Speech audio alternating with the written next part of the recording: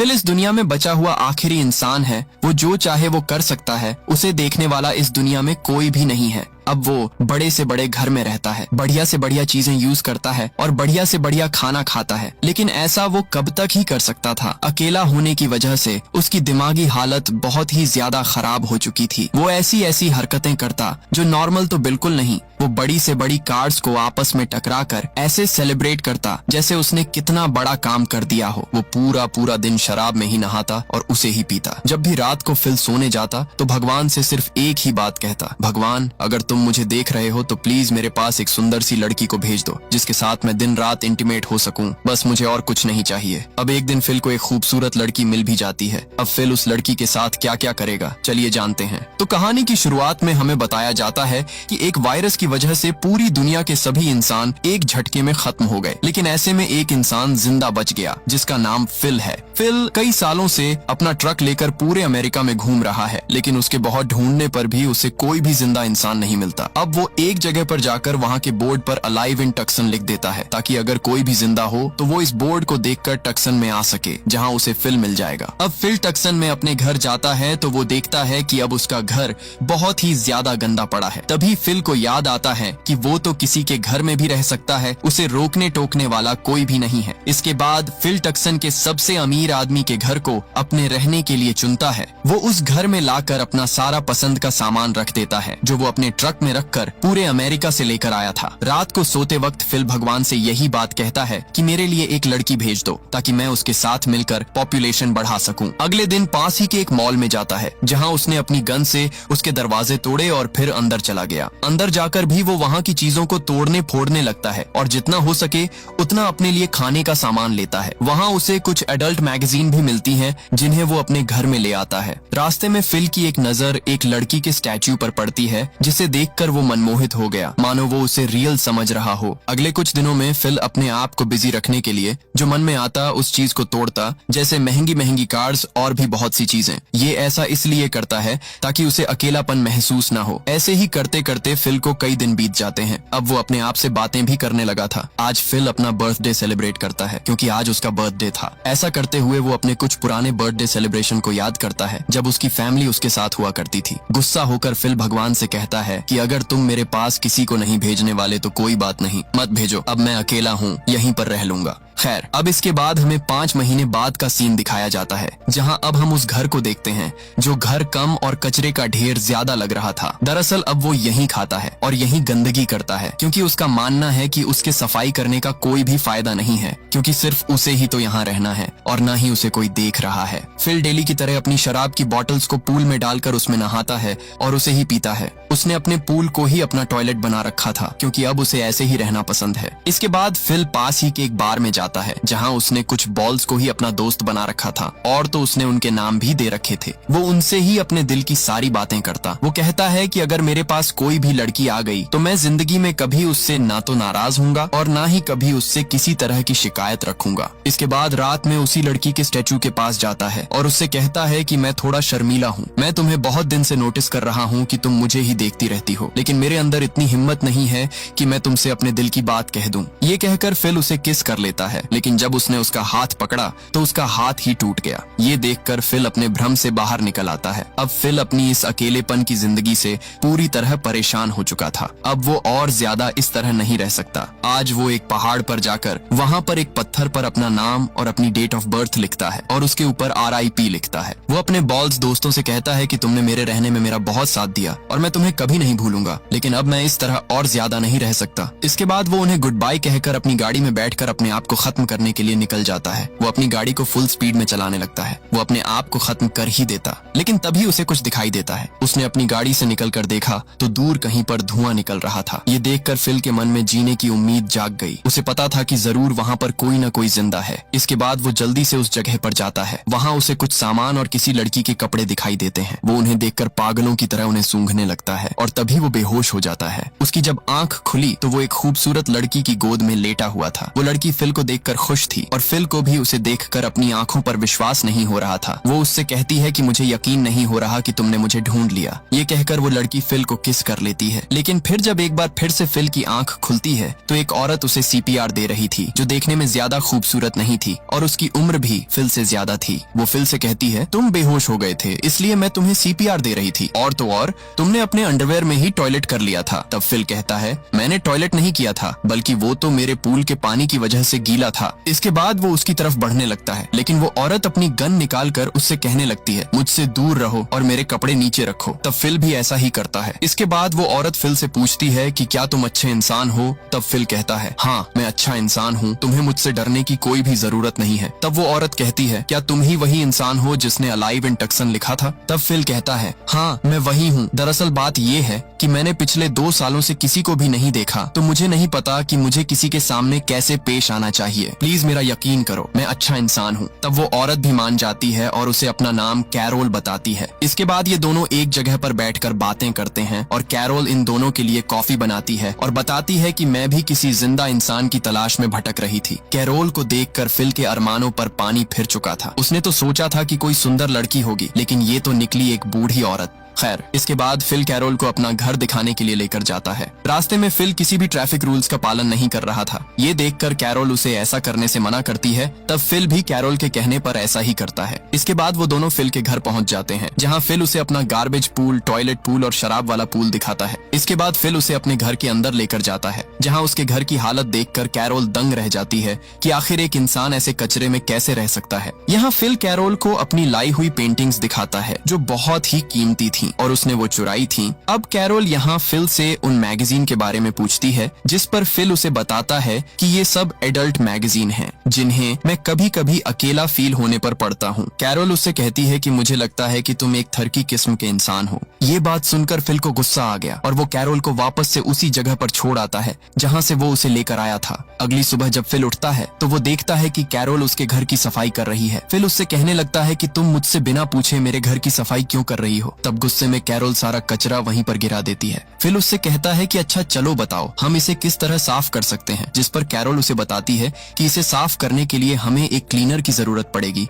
और वो हमें सुपरमार्केट में मिलेगा। इसके बाद ये दोनों सुपरमार्केट जाते हैं। कैरोल फिल से कहती है कि तुमने जहाँ गाड़ी पार्क की है वो हैंडीकैप्ड पार्किंग है। जिस पर फिल कहता है, क्या तुम पागल हो चुकी हो? यहाँ कौन है हमें देखने वाला? हम कहीं पर भी गाड़ी पार्क कर सकते हैं, कोई फर्क नहीं पड़ता, इवन यहाँ वहाँ कहीं भी। लेकिन कैरोल नहीं मानती और वो कहती है कि हमें अपनी पार्किंग में ही गाड़ी पार्क करनी चाहिए। ये सुनकर फिल को गुस्सा आ गया और वो सीधा अंदर गाड़ी को ले जाकर पार्क कर देता है और कहता है, अब देखो यहाँ भी कोई नहीं है हमें देखने वाला। तब कैरोल कहती है, तुम्हारी बात ठीक है, लेकिन इंसान के भी तो कुछ नियम कायदे होते हैं, हमें नियमों के हिसाब से चलना चाहिए। लेकिन मुझे लगता है कि तुम उस तरह के इंसान नहीं हो, तभी तो तुम्हारी ऐसी हालत है। रात में फिल अपने दोस्तों से कहता है कि मुझे कैरोल बिल्कुल भी ठीक नहीं लगती, क्योंकि ना तो वो देखने में ठीक है और ना ही उसकी बातें सही हैं। खैर, अगली सुबह जब फिल अपनी बियर से कुल्ला कर रहा था, तभी उसकी नजर बाहर कैरोल पर जाती है। फिल जब कैरोल के पास जाता है तब कैरोल उसे बताती है कि मैं तुम्हारे पास ही के एक घर में रहने वाली हूँ। लेकिन फिल बिल्कुल नहीं चाहता था कि कैरोल यहाँ पर रहे। वो कैरोल से कहता है कि इस दुनिया में इतने घर हैं और तुम चाहो तो कहीं पर भी जाकर रह सकती हो, तुम्हें मेरे पड़ोस में रहने की कोई जरूरत नहीं है। तब कैरोल कहती है, अच्छा तो तुम्हें ये डर है कि कहीं मैं तुम्हारे गंदे काम न देख लूं। तब फिल अपना अंडरवेयर उतार कर कहता है, लो अब इससे गंदा काम तुम नहीं देख सकती।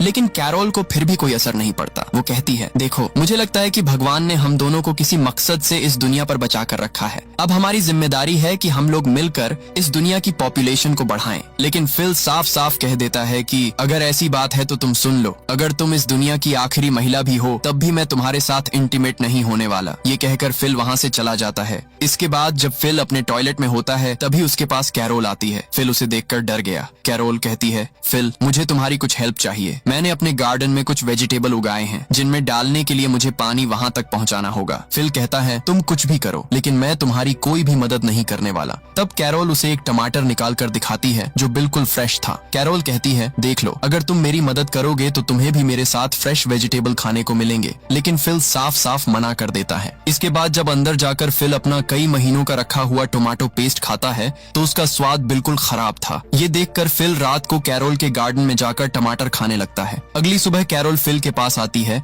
और उससे कहती है, तुम्हें बिल्कुल भी शर्म नहीं आई मेरे टमाटर खाते हुए, जबकि तुमने मेरी हेल्प भी नहीं की। लेकिन फिल झूठ बोलते हुए कहता है कि मैंने ऐसा कुछ नहीं किया। तब कैरोल उसे सबूत देते हुए कहती है, कम से कम झूठ तो सही से बोलना सीख जाओ। इसके बाद जब वो जा रही होती है तब फिल उसके पैर की चोट देख लेता है जो उसे गार्डन के चक्कर में लगी थी। इसके बाद जब वो कैरोल के पास जाता है तो वो देखता है कि अब कैरोल ने भी अपने पूल को ही अपना टॉयलेट बना लिया है। कैरोल कहती है, फिल मैं गलत थी, क्योंकि अब मुझे लगता है कि भगवान ने हमें दुनिया को आगे बढ़ाने के लिए नहीं चुना है, क्योंकि हम दोनों क्या ही कर सकते हैं। और मैंने भी ये फैसला कर लिया है कि मैं भी तुम्हारी तरह हर जगह गंदगी करूंगी। साफ सफाई करने का कोई फायदा नहीं है। कैरोल के मुंह से ऐसी बातें सुनकर फिल हैरान था और निराश भी, क्योंकि उसकी वजह से ही कैरोल ऐसा सोच रही है। अब वो फैसला करता है कि वो कैरोल की मदद करेगा। इसलिए वो टक्सन के मेन वाटर सोर्स के पास जाता है और वहाँ से बड़ी मुश्किल से एक पाइप लगाकर उसे किसी तरह रात भर मेहनत करके कैरोल के गार्डन तक पहुँचाता है। सुबह को जब ये चीज कैरोल देखती है तो वो बहुत ही खुश होती है, क्योंकि अब उसके मुरझाए हुए पौधे हरे भरे हो गए थे। कैरोल फिल से कहती है, क्या आज रात हम लोग साथ में डिनर करें? तब फिल भी मान जाता है। इसके बाद जब ये लोग रात को खाना खा रहे थे तब कैरोल कहती है, मुझे लगता है कि हम दोनों साथ में अच्छे से रह सकते हैं और अब हमें ही पॉपुलेशन को बढ़ाना होगा। तब फिल भी उसकी बातों को समझ जाता है और कहता है, चलो ठीक है, अगर तुम मेरे साथ इंटीमेट होना चाहती हो तो मैं तैयार हूँ। वैसे भी फिल कैरोल के साथ इंटीमेट होना चाहता था, लेकिन कैरोल कहती है कि मैं तुम्हारे साथ ऐसे इंटीमेट नहीं होंगी, बल्कि पहले मैं तुम्हारे साथ शादी करना चाहती हूँ और फिर हम ये सब कर सकते हैं। ये सुनकर फिल ऐसा करने से साफ साफ मना कर देता है और वहाँ से जाने लगता है। लेकिन तभी फिल को याद आता है कि ऐसे तो वो कभी उसके साथ इंटीमेट ही नहीं हो पाएगा। इसलिए वो कैरोल की बात मानते हुए उसके साथ शादी करने के लिए तैयार हो जाता है, जिससे कैरोल बहुत खुश होती है। लेकिन फिल इस चीज से ज्यादा खुश नहीं था, क्योंकि उसे शादी से कोई मतलब ही नहीं था। इसके बाद कैरोल और फिल जाकर चर्च में शादी कर लेते हैं। लेकिन जब वो लोग बाहर आए तो फिल ने देखा कि वहाँ पर काफी सारे लोग अभी भी जिंदा हैं और तभी फिल की आंख खुलती है और हमें पता चलता है कि ये सब सिर्फ फिल का एक सपना था। तभी रात में ही कैरोल फिल के लिए कुछ खाना लाती है जो उसने अपने हाथों से बनाया था। दरअसल कैरोल को अब फिल की बहुत चिंता है और वो हर तरीके से उसका ख्याल रखेगी। कैरोल फिल से कहती है, अब क्योंकि यहाँ पर कोई नहीं है इसलिए हम दोनों में से किसी को प्रेसिडेंट बनना होगा। मैं चाहती हूँ कि तुम प्रेसिडेंट बनो। तब कैरोल के कहने पर फिल भी मान जाता है। अगले दिन कैरोल अपनी शादी के लिए बहुत ही लगन के साथ तैयारियां करने लगती है। इधर फिल सीधा उस स्टैच्यू के पास जाता है। वो उससे कहता है, आज मेरी कैरोल के साथ शादी है, लेकिन तुम्हें और मुझे पता है कि हम दोनों के बीच कितना प्यार है। भले ही मैं शादी कर लूं, लेकिन मैं तुम्हें नहीं भूल पाऊंगा। इतना कहने के बाद फिल चर्च में आ जाता है। कैरोल तो यहाँ पूरी तैयारी से आई थी, लेकिन फिल ने तो अपने कपड़े तक चेंज नहीं किए। ये देखकर कैरोल को अजीब तो लगा, लेकिन फिर भी वो इस चीज को ज्यादा नोटिस नहीं करती। अब सारी बातें होने के बाद जब सबसे जरूरी रिंग पहनाने की बारी आती है तो कैरोल देखती है कि फिल तो रिंग लाना ही भूल गया। शादी में इतनी जरूरी चीज को भूल सकता है। ये देखकर कैरोल समझ गई कि वो फालतू में ही एफर्ट डाल रही है, जब फिल को इस चीज में कोई इंटरेस्ट ही नहीं है। कैरोल गुस्सा होकर कार लेकर अपने घर चली जाती है। इसके बाद फिल भी अपनी गलती मानते हुए कैरोल के घर जाता है, लेकिन कैरोल दरवाजा नहीं खोलती। ये देखकर फिल दरवाजा ही तोड़ देता है। फिल ने जब अंदर जाकर देखा तो उसके तो होश ही उड़ गए, क्योंकि कैरोल ने अपने रूम को बहुत ही अच्छी तरह डेकोरेट कर रखा था, जिसमें उसे बहुत मेहनत लगी थी। इसके बाद फिल कैरोल के पास जाता है। वो कहता है कि मैं तुमसे कुछ बात करना चाहता हूँ, पर कैरोल कहती है कि मैं तुमसे कोई भी बात नहीं करना चाहती। फिल कहता है, देखो मैंने जो किया मुझे ऐसा नहीं करना चाहिए था, इसके लिए मैं शर्मिंदा हूँ, लेकिन जैसा तुम सोचती हो वैसा मैं तुम्हारे बारे में कुछ भी नहीं सोचता। दरअसल बात ये है कि मैं काफी वक्त से अकेला रह रहा था, तो मेरी दिमागी हालत भी खराब हो गई थी, इसलिए मुझे किसी भी चीज में इंटरेस्ट नहीं आता। लेकिन अब हम दोनों एक साथ रह सकते हैं। फिल की ऐसी बातें सुनकर कैरोल भी उसे माफ कर देती है। इसके बाद फिल कैरोल को एक ज्वेलरी शॉप में लेकर जाता है, जहाँ से कैरोल बहुत सी रिंग सिलेक्ट करती है और फिर फिल चर्च में जाकर कैरोल को सारी रिंग पहना देता है और अब फाइनली इनकी शादी हो जाती है। रात में ये दोनों एक दूसरे के साथ इंटीमेट होते हैं, लेकिन फिल को इस चीज में ज्यादा फील नहीं आ रहा था। इसके बाद अगले दिन कैरोल भी फिल के साथ मिलकर वो सारे पागलपन वाले काम करती है जो फिल करता था। कैरोल को भी इसमें मजा आता है। फिर फिल कैरोल को अपनी स्टैच्यू गर्लफ्रेंड से मिलवाता है, जिसे देखकर कैरोल गुस्से में उसे तोड़ देती है। इसके बाद जब ये लोग गाड़ी से कहीं जा रहे थे तभी उनकी गाड़ी से एक दूसरी गाड़ी टकरा जाती है। फिल जब बाहर निकलकर देखता है तो उस गाड़ी में से एक खूबसूरत लड़की निकलती है। उसे देखकर फिल एकदम सुन्न रह गया। उसे समझ नहीं आ रहा था कि वो कैसे रिएक्ट करे। वो लड़की अपना नाम मेलिसा बताती है। मेलिसा भी इन्हें देखकर बहुत ही ज्यादा खुश थी। वो इन्हें बताती है कि मैं बहुत दिनों से भटक रही थी, लेकिन फिर मैंने एक बोर्ड पर अलाइव इन टक्सन लिखा हुआ देखा, तब मैं यहाँ पर आई हूँ। इसके बाद ये दोनों मेलिसा को अपने साथ लेकर जाते हैं। फिल बताता है कि वो बोर्ड मैंने ही लगाया था, मुझे पता था कि तुम जैसी कोई खूबसूरत लड़की मुझ तक जरूर आएगी। अब तभी कैरोल कहती है कि हम दोनों कपल हैं और हमने अभी अभी शादी की है। ये बात फिल को ठीक नहीं लगती, क्योंकि वो मेलिसा को ये बात बताना नहीं चाहता था। खैर, अब जब ये लोग फिल के घर पहुंचते हैं, तब मेलिसा फिल के रूम को देखकर इम्प्रेस हो जाती है, क्योंकि उसके रूम में एक से एक कीमती पेंटिंग्स लगी हुई थी। लेकिन तभी कैरोल बता देती है कि ये सब पेंटिंग्स फिल ने चुराई हैं। फिल जो मेलिसा के सामने अपनी इज्जत बनाना चाहता था, लेकिन कैरोल ऐसा होने नहीं दे रही थी। साथ ही साथ वो बता देती है कि फिल अपने रूम को बहुत गंदा रखता है और उसने अपने पूल को ही अपना टॉयलेट बना रखा है। फिल ट्राई कर रहा था कि मेलिसा उसके साथ उसके घर में ही रहे, लेकिन जब कैरोल ने फिल की हरकतें बता दी तो मेलिसा ने भी सोच लिया कि वो यहाँ के पास ही वाले किसी दूसरे घर में रहेगी। खैर, अब ये लोग फैसला करते हैं कि ये लोग आज रात का डिनर साथ में ही करेंगे। रात को जब कैरोल और मेलिसा बात कर रहे होते हैं, तभी उनके सामने फिल आता है, जिसका हुलिया पूरी तरीके से चेंज हो चुका था। उसकी जो लंबी लंबी दाढ़ी थी, उसने वो काट ली थी। दरअसल फिल ये सब मेलिसा को इम्प्रेस करने के लिए कर रहा था, पर ये लुक ना तो कैरोल को ठीक लगता है और ना ही मेलिसा को। इसके बाद जब ये तीनों डिनर कर रहे थे, तभी फिल मेलिसा के साथ फ्लर्ट करने की कोशिश करता है, लेकिन कैरोल बीच में टांग अड़ा रही थी। मेलिसा बताती है कि मैं पहले रियल एस्टेट में काम करती थी और मेरी शादी भी हो गई थी, लेकिन मेरा हस्बैंड मुझे धोखा देकर किसी और औरत के साथ रहता था। उसकी इसी वजह से मैंने उसे डिवोर्स दे दिया। फिल भी मेलिसा की हर बात पर कहता है कि हाँ, तुमने बिल्कुल सही किया। इसके बाद जब ये लोग सोने के लिए जाते हैं, तब कैरोल फिल को अपने साथ चलने के लिए कहती है ताकि ये लोग इंटीमेट हो सकें, लेकिन फिल साफ साफ मना कर देता है और कहता है, देखो, बात कुछ ऐसी है कि मैं अभी ये सब नहीं कर सकता, क्योंकि मेरा मन नहीं है और मुझे कुछ भी ठीक नहीं लग रहा। हम लोग कभी और ये काम कर लेंगे। तब कैरोल फिल से कहती है, कहीं ये बात तो नहीं है कि तुम मेलिसा को तो पसंद नहीं करने लग गए। तब फिल कहता है, तुम कैसी बातें कर रही हो, मेरा बस मन नहीं है। अब कैरोल को क्या पता था कि असली वजह तो यही है। खैर, रात को जब फिल सो रहा होता है, तभी उसके पास मेलिसा आती है और उसे अपने साथ कुछ दिखाने के लिए लेकर जाती है। फिल भी तैयार हो जाता है। उसे लग रहा था कि जो वो सोच रहा है, मेलिसा उसे उसी काम के लिए बुला रही है। जब वो उसके पीछे पीछे एक कमरे में गया, तो वहाँ कैरोल थी। ये देखकर फिल डर गया और उसकी आंख खुल गई। दरअसल ये सब बस फिल का सपना था। इसके बाद अगले दिन जब मेलिसा फिल के पास जाती है, तो वो देखती है कि फिल वर्कआउट कर रहा है। ये सब फिल सिर्फ मेलिसा को इम्प्रेस करने के लिए कर रहा था, ताकि उसे लगे कि फिल कितना फिट है। मेलिसा उसे बाहर ले जाकर पूछती है कि आखिर मेरे घर के बाहर ये कार किसकी है। तब फिल कहता है कि तुम्हारे घर के बाहर है तो तुम्हारी ही होगी। वो उसे बताता है कि मैंने गलती से जो तुम्हारी गाड़ी खराब कर दी थी, उसके बदले में मैंने ही तुम्हें ये गिफ्ट दिया है। इसके बाद कैरोल फिल से कहती है कि तुम मेलिसा को तो नई से नई कार गिफ्ट कर रहे हो,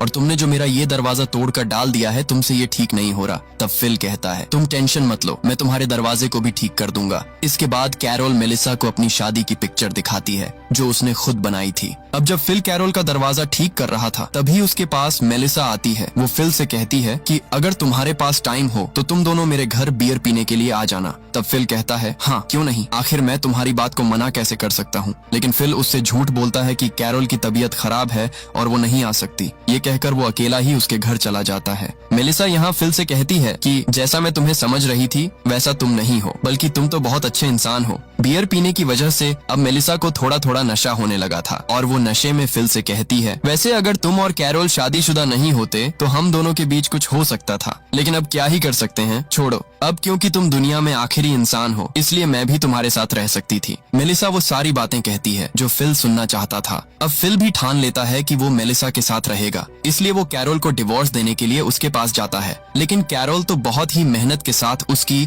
और फिल की शादी का वेडिंग बोर्ड बना रही थी। अब फिल बुरी तरह फंस चुका है। मेलिसा के साथ रहने का उसका मन है और कैरोल उससे बहुत ज्यादा प्यार करती है। अब फिल किसके साथ रहेगा और आगे क्या होगा, ये तो आपको इसके अगले पार्ट में ही पता चलेगा। अगर आप अगला पार्ट देखना चाहते हो तो नीचे कमेंट्स में नेक्स्ट पार्ट टाइप जरूर कीजिए, और हाँ, चैनल को सब्सक्राइब करके बेल नोटिफिकेशन को ऑल पर सिलेक्ट कर लीजिए, ताकि अगले पार्ट की नोटिफिकेशन आपको सबसे पहले मिल सके।